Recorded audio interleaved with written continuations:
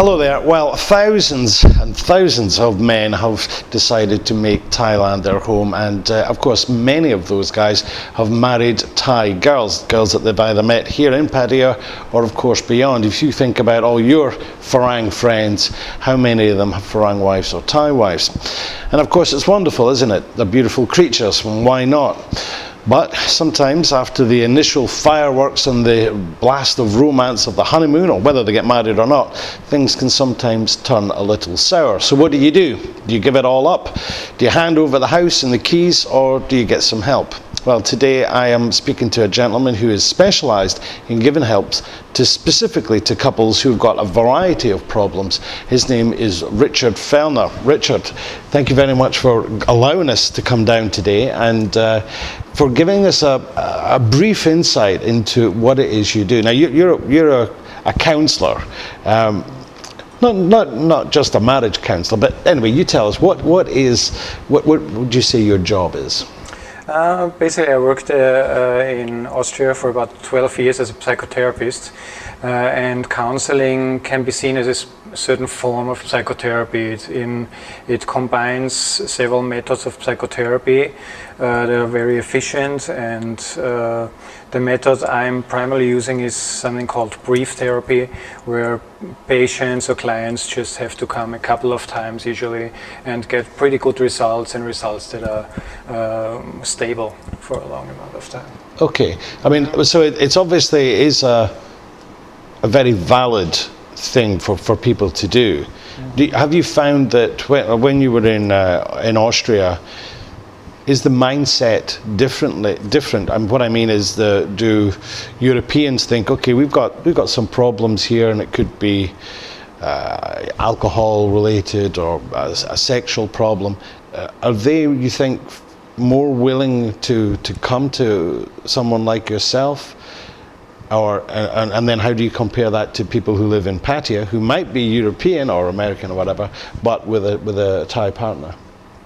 Well, basically Western people with a Western mindset, can even be Thais who grew up in Western countries, are quite open to critically think about themselves and to try to improve themselves. They are quite self-critical and really try to work on problems if they see some kind of issues they have to deal with. But then, especially here in Pattaya, I noticed that some people try to push them away, to try to look away from their problems, and it's quite easy to do that actually, because we have bars at every corner, and some happy hours already start by 10 in the morning, and quite many people are trying to drink away their problems, or to just look away. And so they just ignore it, but the problem's still there, and perhaps even getting worse.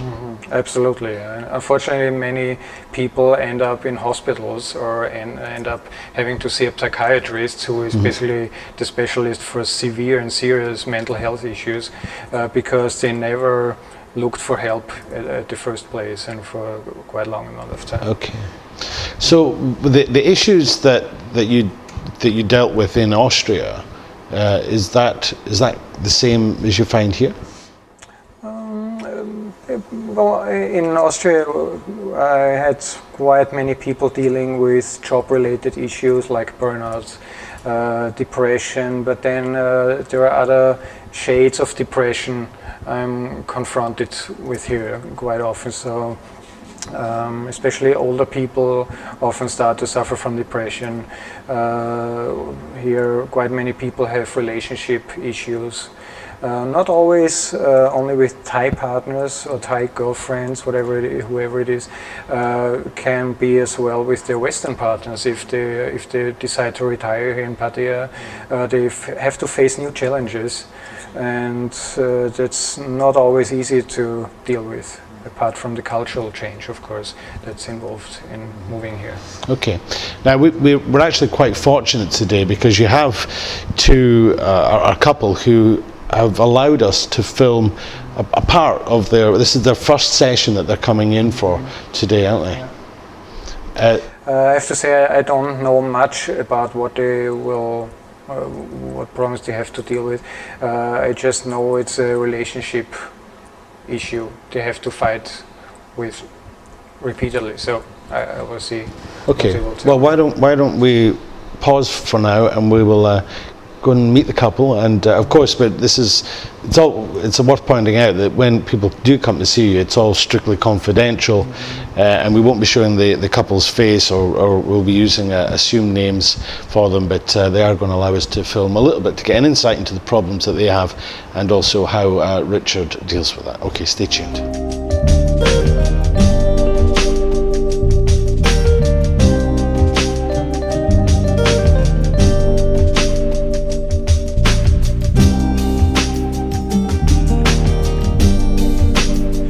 Welcome, Jack and Dick, for coming.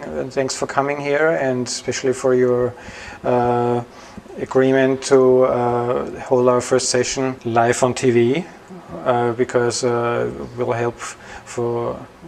be helpful for people to get an impression about what counseling actually is, and with which kind of issues it can be helpful for. I talked to you on the phone, Jack. Yes. We made the appointment, and you agreed to come together with him, which is great. Thank you for that.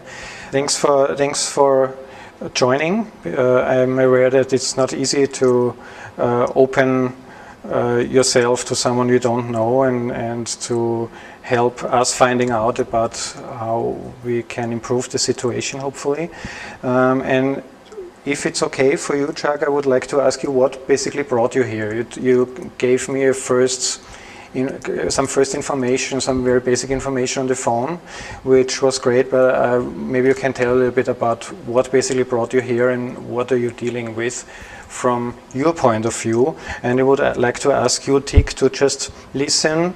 I know it's just his side of the problem, how he sees it, but just let him tell about what he is experiencing, and I will ask you after that to tell your side of the story, if that's okay for you. Yeah, maybe you can tell a little bit. Sure.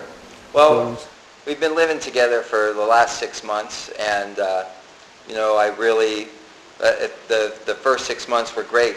We spent a lot of time together, and I really love her a lot, and but lately when I go out with my friends, I'd always, either before I go out with my friends or after, we end up being in a big argument about possibly other ladies that might be in my life, and I don't know that I can continue to live like that.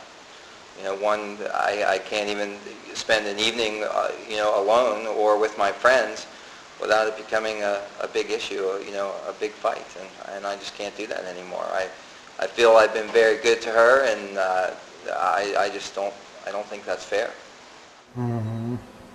And that started about 6 months ago? Oh no, this just recently started, over the last month, and it just gets worse. The first 5 months, 5.5 months were great, and and now after that, it's just not so good anymore, and I don't want to. I want to stay. I want to stay together with her, but I can't stay under those kind of conditions. Is there anything else apart from this problem, you would say, or is that basically the? I think that's the big. I think that I think I'm a good person and trustworthy and for everything that I do for her, and I just don't feel that I should have to put up with that type of problems if I want to go out a couple times a week with my friends. What would you like to achieve by coming here? What would be your goal, your personal goal? My goal, is to keep my relationship together, but to be able to have a little bit of freedom and a little bit of time, personal time for myself. So I'm not, if I wanted to just walk away and find somebody else, I wouldn't be here.